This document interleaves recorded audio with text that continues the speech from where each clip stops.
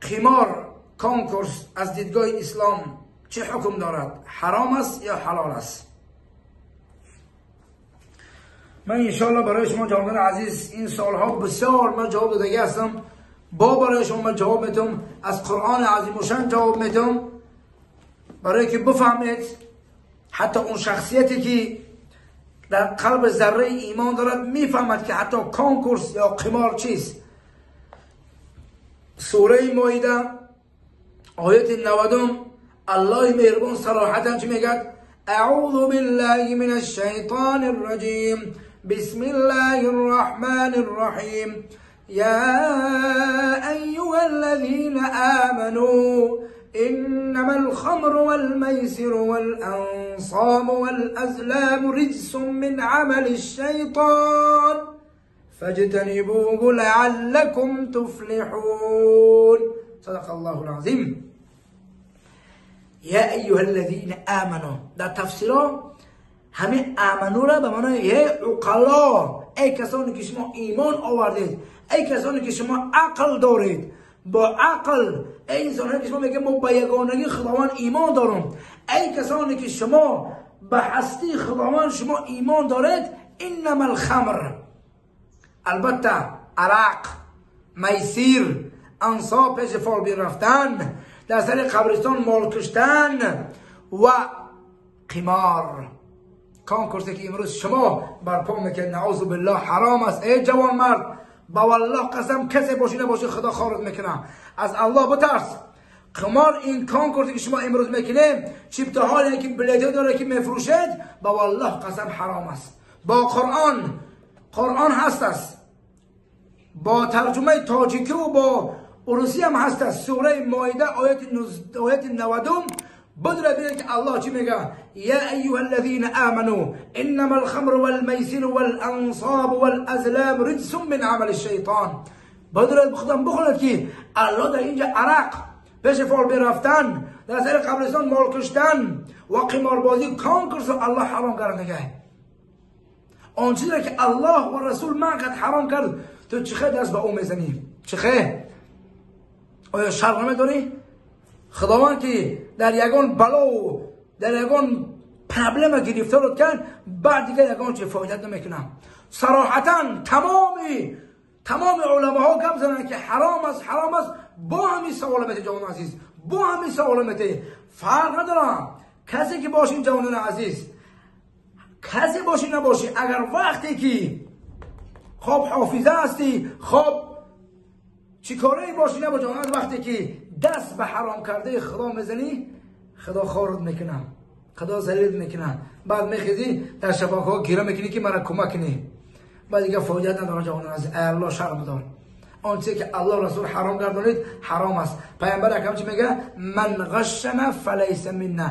هر کسی اگر در گمانش، در فکرش فریب یا شخصیت باشه، با چپته های دروغ ماشین میمونی، چیزی باشه میمونی، میگه که با چپته ها در فکر عقیدت همیه که در فکر همیه که فریب میکنی مردم، پل مردم جمع میکنی، با والله قسم همو پل میگه حرامه. و همو جوان مرد که ماشینه که یا که چیزی که داری موندگی برای بردن، همو هم حرامه. انسانی که میگه بریدم و هم حرام است، برای که سرچشمش از حرام است. ای الله بترسی، ای الله شرم داره. بعض یگان چه فایده میکنه، نه عشق فایده میکنه، نه در شبکه ها گیرت فایده میکنه. کسی باشی نباشی، با والله قسم ای خدا بترس، بس کن آنچه که الله رسول منع کرد دست به اون نزن، زیرا که هر کس اگر به آنچه که الله رسول منع کرد به او دست زد، او عاقبتش خاری است.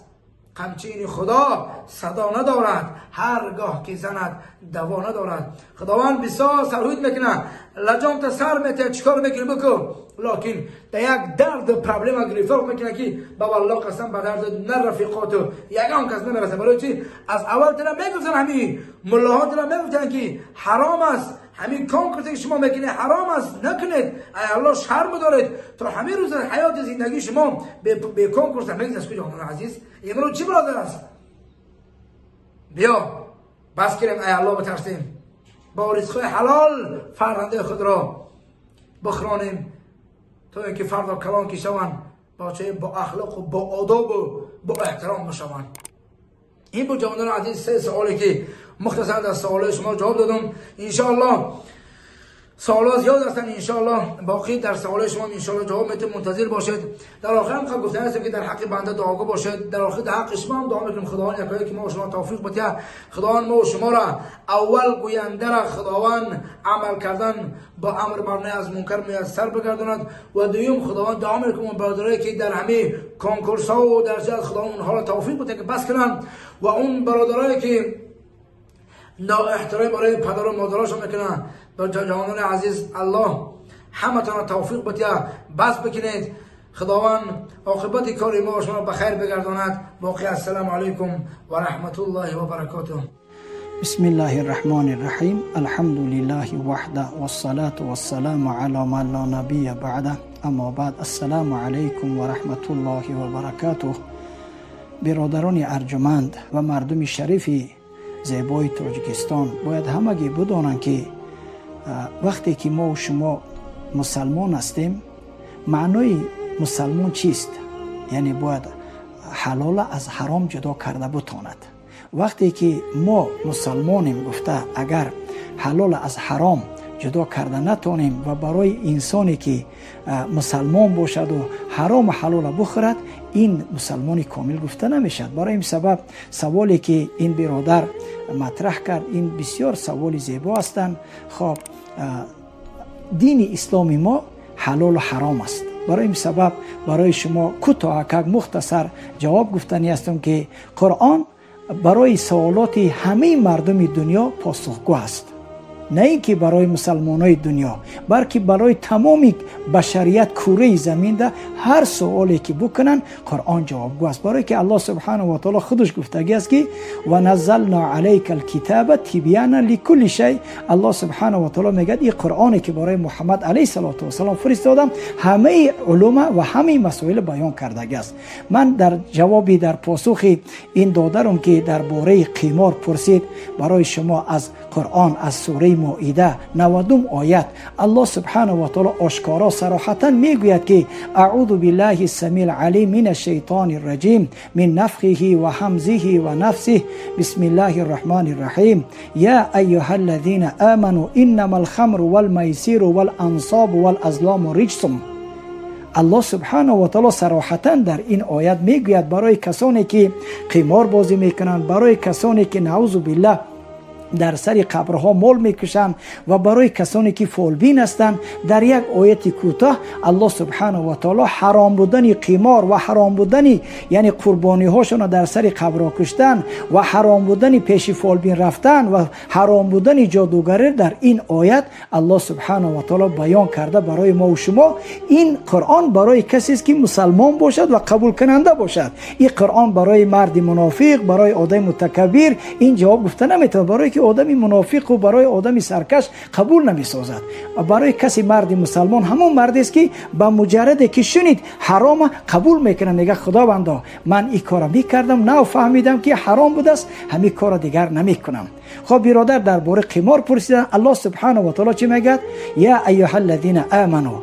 خداوند ندا فقط به مسلمانان میکند، این ندای خاص است. اگر یا ایها الناس باشد ندای عام است همه بشریت، لیکن یا ایها الذین آمنوا ندای خاص است. الله سبحانه و تعالی مردم مسلمان تعریف میکند ای کس، یعنی وقتی که یا ایها الذین آمنوا گفت بدونید که یک حکم زیبا را، یک حکم قطعی را، یک حکمی که برای انسان فایده آور است الله بیان میکند. چی میگه؟ انما خب یا ایها الذین آمنوا انما الخمر، یعنی این است جز از این است. اینما ایرا چی میگن؟ ایرا از ادات حصر میگن. قاعده صرف و نحو و علم منطق و علم معانی ده اینما برای حصر است، یعنی همین است و غیری وجود ندارد، یعنی همین است و غیری نیست، یعنی حرام است و حلال نیست. اینما برای حصر است. الله سبحانه و تعالی در همه جا حصر چه خیلی ایاک نعبد ایاک حصر است. انا میگم چی میگه؟ اینما برای حصر است. انما الخمر، ای بندگان من اگر مسلمان حقیقی باشی برای تو چی؟ عرق مادری گناه. عرق الله ذکر کرد برای چی؟ خب پیغمبر علیه السلام چی میگه؟ الخمر ام الخبائث، عرق مادری گناه است. یک صحابی نزد پیغمبر آمد علیه الصلاه و السلام که یا رسول الله انا اجازت عرق بنوشم. گفت میخوای قطی مادر رو زنا کنی؟ گفت که نمیخوام. گفت که چرا ما قطی مادرم زنا میکنم؟ گفت که عرق خوردی مسجدی قطی مادرت قطی خواهرت قطی هم زنا میکنی. برای مثل ما درباره مقصد ما عرق نیست، بیان همین قدر بس است که الله اول چی را آوردک؟ عرق آوردک. این یا ایها الذین آمنو، ای مسلمانان کامل زیبا، انما الخمر، یعنی یقینا عرق، انما الخمر والمیسر. دوم موضوعی که ما درباره قمار است، الله قمار، میسر قمار. همین موضوعی که شما گفتید که مردمی که انسانایی که مردم فریب میکنند، مردم را نعوذ بالله ایرا بی که خب دو ماشین یک کس میمونه، خب 100 کس پول میسپاره، 200 کس پول میسپاره، 50 کس 1000 کس میسپاره، ای بین همین کس دو کس صاحب میشه و دیگر کس نه. نیت این آدم چی است؟ قمار است، فریب است، حیله است. پیغمبر علیه السلام چی میگه؟ من غشنا فلیس منا. کسی اگر به نیتی دیلش به حیله باشد، فریب باشد که برادر ما فریب کنم، پیغمبر علیه السلام چی میگه؟ از امتی من نیست. یعنی این حرام است. کسی که را تشکیل کنندش هم حرامه، گیرندش هم، حتی همون ماشینی میگرفتگیش از باب حرام است. برای این سبب من دعوت میکنم برادرای مسلمان که برادرامون چی نکنن؟ فریب نکنن، حیله نکنن. من غشنا فلیس منا. پیغمبر علیه السلام کسی که خیانت میکند، کسی فریب میکند، از امتی من نیست. نگاه که الله سبحانه و تعالی انما الخمر والمیسر والانصاب. انصاب چی؟ مشرکا یعنی قربانیشون در سر سنگاشون میکنه. امروز مردم میرن در بالای قبر چیکار میکنن؟ قربانی میکنن. انا میره الله حرام میدونه. یعنی کسی که در سر قبر بول میکشد این حرام است. و سوم چی؟ ازلام، یعنی مشرکین مکه چیکار میکردن؟ تیرا را میگرفتن، براو میگفتن میرفتن، اگر میرامد بیستید میگفتن ریچ، یعنی حرام. همین ریچسون کلمه ریچ حرام. یعنی الله سبحانه و تعالی چی گفته؟ عرق حرام، خب قمار حرام، در سر قبران مال کشتن حرام و فالبینی حرام. برای این سبب خواهش میکنم که از این کار، از این قمار مردم فریب نکنن و مردم فریفته این خیل کارا نشون که فریب میخورن، پولاشون از دست میتین، بعد ویلا میگن سود نداده. برای این سبب خداوند توفیق بتید ما و شما را که برادرامون فریب و نیرنگ.